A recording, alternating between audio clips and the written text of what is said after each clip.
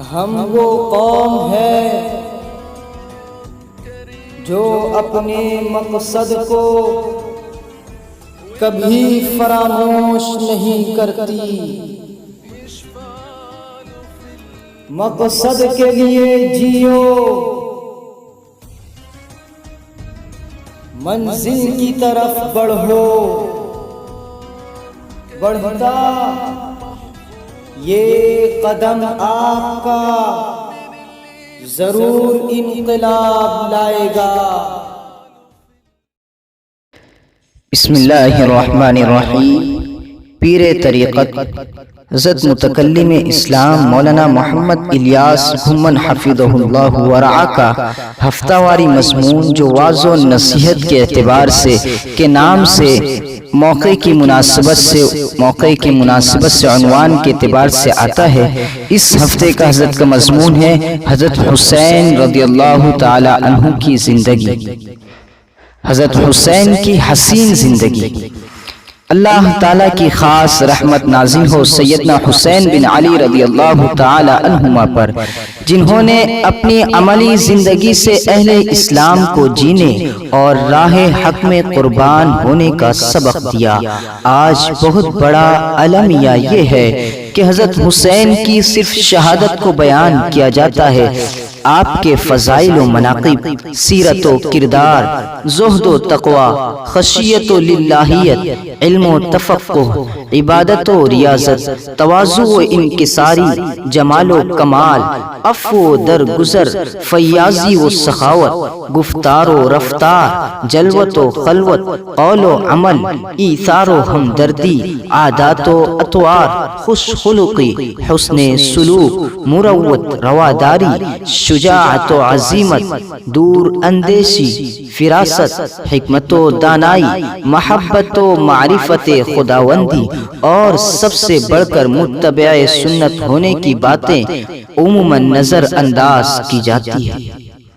اس میں کوئی شک نہیں کہ آپ کو انتہائی بے دردی کے ساتھ شہید کیا گیا، لیکن یہ بات بھی سوچنے کی ہے کہ صرف شہادت کو بیان کرنا اور آپ کے اعلیٰ اخلاق، عمدہ اوصاف، بہترین کمالات کا تذکرہ نہ کرنا کیا اس بات کی طرف اشارہ نہیں کر رہا کہ ہم حسینیت کو صرف بیان کرنا چاہتے ہیں، اپنانا نہیں چاہتے؟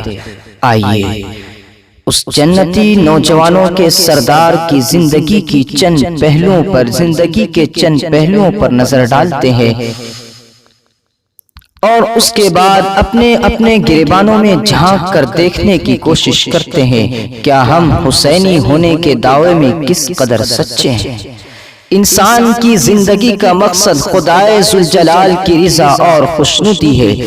اس کے حصول کے لیے سیدنا حسین بن علی رضی اللہ تعالی عنہما باوجود کہ جنتی نوجوانوں کے سردار تھے، لیکن پھر بھی فرائض کی ادائیگی کے بعد کثرت کے ساتھ نوافل کا اہتمام فرماتے، فرض روزوں کے علاوہ کثرت کے ساتھ نفلی روزے رکھتے۔ آپ نے 25 حج کیے، جن میں اکثر پیدل کیے ہیں۔ رات کے پہلے حصے میں حضرت حسن رضی اللہ تعالی عنہ عبادت فرماتے اور آخری حصے میں حضرت حسین اپنے اللہ کے حضور کھڑے ہو جاتے، رو رو کر دعائیں مانگتے، کثرت سے استغفار کرتے، اور آپ کی عبادات کی عادات مبارکہ شہادت تک برابر جاری رہی، یہاں تک کہ میدان کربلا میں آخری رات آپ ساری رات عبادت میں مشغول رہے، میدان جنگ، لیکن پھر بھی عبادت نہیں چھوٹی۔ اتنے کٹھن حالات میں بھی نوافل، تلاوت، اذکار و اوراد، عاجزی و انکساری سے دعائیں مانگتے رہے۔ آپ کی عادت شریفہ تھی کہ آپ جب بھی سونے کے لیے بستر پر آتے تو سورہ کہف کی تلاوت فرماتے۔ اس سے ہمیں کثرت عبادت پر ہمیشگی کا سبق ملتا ہے۔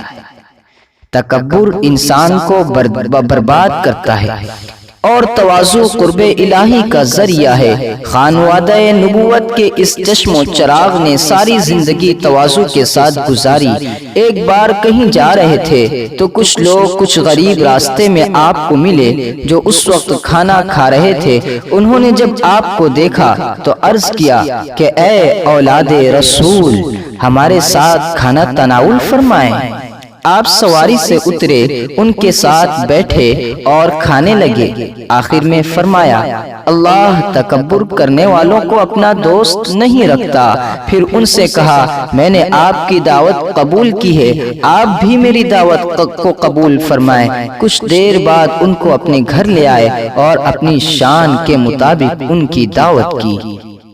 غریبوں کے ساتھ حسن سلوک، اس سے ہمیں تواضع کا سبق بھی ملتا ہے۔ عداوت، کدورت اور باہمی رنجشیں صرف افراد ہی نہیں، خاندان بھی تباہ کر دیتی ہے، جبکہ عفو درگزر کی بدولت معاشرے میں محبتیں جنم لیتی ہیں اور قائم بھی رہتی ہے۔ آپ رضی اللہ تعالی عنہ کی تربیت جس گھرانے میں ہوئی، وہ علم و ادب، تہذیب و اخلاق کا ایسا نمونہ تھا جس کی مثال نہیں ملتی۔ ایک بار آپ کے چھوٹے بھائی محمد بن حنفیہ رحمہ اللہ سے کوئی ایسی بات سرزد ہو گئی جس سے آپ کو تکلیف پہنچی۔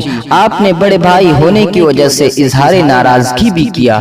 محمد بن حنفیہ رحمہ اللہ فوراً گھر پہنچے اور حضرت حسین رضی اللہ تعالی عنہ کے نام ایک معذرت نامہ لکھا۔ آپ کو شرف و فضل کا جو درجہ حاصل ہے، میں کسی صورت وہاں تک نہیں پہنچ سکتا بھائی جان، اگرچہ ہم دونوں اپنے والد حضرت علی رضی اللہ تعالی عنہ کی اولاد ہیں۔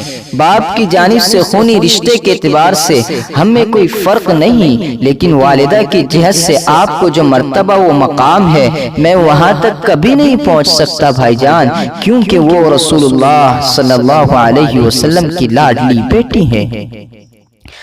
اللہ تعالیٰ نے آپ کو میرے مقابلے میں جو شرف و کمال بخشا ہے، اس کی لاج رکھتے ہوئے مجھے معاف فرما کر مل لیجئے، ورنہ اگر میں اس معاملے میں پہل کر گیا تو آپ اس فضل سے محروم ہو جائیں گے۔ حضرت حسین رضی اللہ تعالی عنہ نے خط کو پڑھ کر فوراً تیاری کی اور سیدھے بھائی کے پاس پہنچ کر انہیں گلے لگا لیا۔ اس سے ہمیں خونی رشتوں کے تقدس و احترام کا سبق ملتا ہے، ایک دوسرے کے خیال رکھنے کا سبق ملتا ہے۔ بخل اور کنجوسی انسان کے عمدہ اوصاف کو کھا جاتی ہے، جبکہ سخاوت دریا دلی انسان کے بلندی اخلاق کا مظہر ہوتی ہے۔ ایک بار ایک دیہاتی مدینہ منورہ کی گلیوں میں گھومتا پھرتا آپ کے دروازے پر رک گیا اور دروازے پر دستک دی، ساتھ میں اپنی غربت و لاچاری کو اشعار کی صورت میں بیان کرنے لگا۔ آپ اس وقت غالباً نفلی نماز میں مشغول تھے۔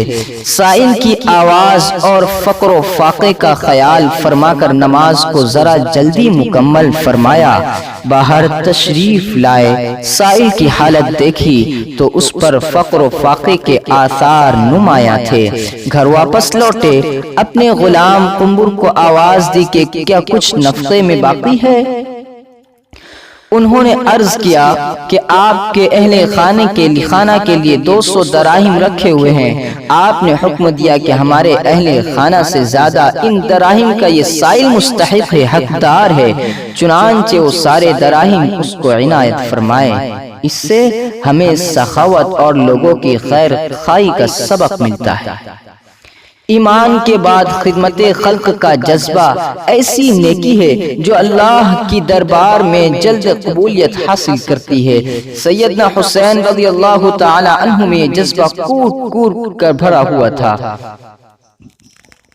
محمد بن ابی طلحہ رحمہ اللہ تعالی فرماتے ہیں، کہ سیدنا علی سیدنا حسین رضی اللہ تعالی عنہ مہمانوں کی خدمت کرتے، محبت کرنے والوں کو خوب نوازتے، رشتہ داروں پر خرچ کرتے، محتاج کی حاجت کو پورا کرتے، سائل کو محروم اور خالی ہاتھ واپس نہ لوٹاتے، بھوکوں کو کھلاتے، قرض داروں کا قرض اپنی طرف سے ادا کرتے، کمزوروں کی مدد کرتے، یتیم سے حسن سلوک سے پیش آتے۔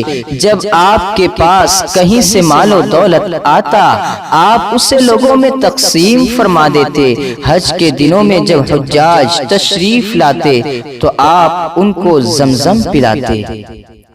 اس سے ہمیں خدمت خلق کا سبق ملتا ہے۔ اسلام بڑوں کی عزت کا درس دیتا ہے۔ خاندان نبوت نے اس درس کو صرف سمجھا ہی نہیں بلکہ اہل اسلام کو اپنے عمل سے اس کی تعلیم بھی دی ہے۔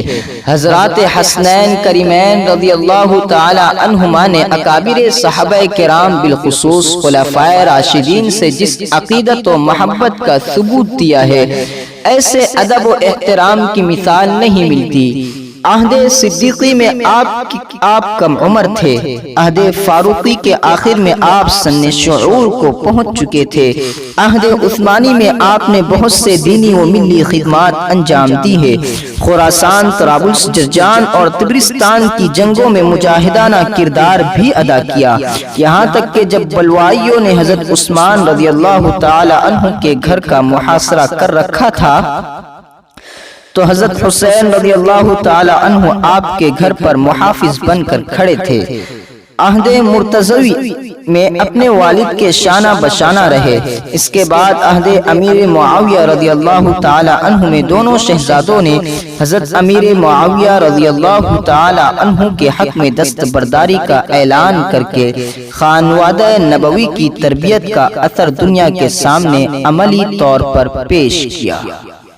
اس سے ہمیں خلفائے راشدین اور حضرت امیر معاویہ رضی اللہ تعالی عنہ سے محبت کا سبق ملتا ہے۔ اکابر صحابہ تو اکابر تھے، حضرت حسین رضی اللہ تعالی عنہ ایک عام آدمی سے بھی نہایت شرافت عزت سے پیش آتے۔ چنانچہ ایک بار آپ رضی اللہ تعالی عنہ نے ایک بڑی عمر کے دیہاتی کو دیکھا، اس نے جلدی سے وضو کیا اور نماز بھی اتنی جلدی ادا کی۔ آپ رضی اللہ تعالی عنہ نے اس دیہاتی سے فرمایا، ہم نوجوان ہیں اور آپ عمر رسیدہ ہیں، میں آپ کے سامنے وضو کر کے نماز پڑھتا ہوں، اگر کہیں کوئی بات خلاف سنت ہو تو ہمیں تنبیہ فرمائے۔ چنانچہ آپ نے سنت کے مطابق وضو کیا اور خشوع و خضوع کے ساتھ نماز ادا کی، جس کی وجہ سے اس کو اپنی غلطی کا احساس ہوا۔ اس سے ہمیں بڑوں کا احترام کا سبق ملتا ہے اور بڑوں سے ہونے والی غلطی کو حسن کردار اور اچھے انداز میں ان کے سامنے پیش کرنے کا سبق بھی۔ شہادت کی تاریخ بہت طویل ہے، اس دوران آپ نے جو خطبے ارشاد فرمائے ہیں آپ کی سیرت کی کتابوں میں منقول ہے۔ شہادت سے ہمیں جو درس ملتا ہے وہ یہ ہے کہ حق بات پر ڈٹ جانا چاہیے، ظالم کو اس کے ظلم سے روکنے کے لیے جان کی قربانی سے بھی دریغ نہیں کرنا چاہیے۔ اگر کبھی اسلام کی حفاظت کے لیے اپنے اہل و عیال کو پیش کرنا پڑ جائے تو دودھ پیتے معصوم بچوں کی بھی قربانی دے دینی چاہیے۔ شہادت کے بعد اللہ کی رضا پر راضی رہنا اور صبر و ہمت سے کام لینا خاندان حسین کا ہمارے لیے پیغام ہے۔ اللہ تعالی ہمیں مزاج حسینی اپنانے کی توفیق نصیب فرمائے، آمین یا رب العالمین، بجاہ سید المرسلین صلی اللہ علیہ وسلم۔